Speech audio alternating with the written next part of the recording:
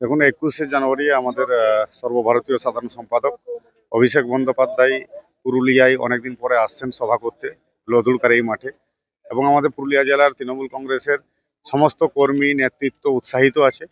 এবং আমরা এই নিয়ে আমাদের ইতিমধ্যে ব্লকে ব্লকে শহর এলাকায় প্রত্যেকটি জায়গায় আমাদের কিন্তু এই প্রস্তুতি সভা ইতিমধ্যেই হয়ে গেছে এই জনসভার জন্য।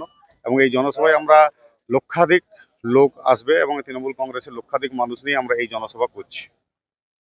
এই জেলায় তো গত নির্বাচনে আপনাদের আসন সংখ্যা খুব একটা উল্লেখযোগ্য ছিল না। এবারে কি মনে হচ্ছে? তখন একটা সময় বিজেপি বিভিন্ন ভুল ভ্রান্তি অপপ্রচার এবং বিভিন্নভাবে ভুল বুঝিয়ে মানুষের ভোট নিয়েছিল। পরবর্তী নির্বাচনগুলোতে আপনারা দেখেছেন যে কিভাবে ভোট আমাদের তৃণমূল কংগ্রেসের বেড়েছে।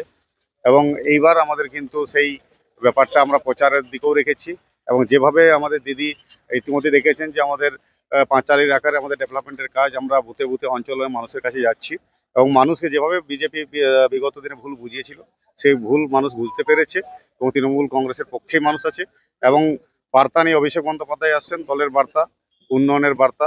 এবং এই বার্তা নিয়ে আমরা তৃণমূল কংগ্রেস আগামী বিধানসভা নির্বাচনে জয়লাভ করব। 9টি বিধানসভাতেই 9টিতেই আমরা জয়লাভ করব। অভিষেকের জাদু কতটা কাজে লাগবে এই জেলা? দেখেছেন অভিষেক বন্দ্যোপাধ্যায় নবজোয়ার যখন করেছিলেন, পঞ্চায়েত ইলেকশনে কি রেজাল্ট হয়েছিল। এবং তার সঙ্গে দিদি আমাদের মাথার উপরে আছেন। দিদি তো সবসময় আপনাদের যেভাবে ডেভেলপমেন্টের কাজ করেছেন দিদি আমাদের সবসময় দেখছেন। তো অভিষেক বন্দ্যোপাধ্যায় আসছেন, যুব সমাজের মধ্যে যেমন উৎসাহ উদ্দীপনা আছে, তৃণমূল কংগ্রেস প্রত্যেকটা কর্মী উৎসাহিত।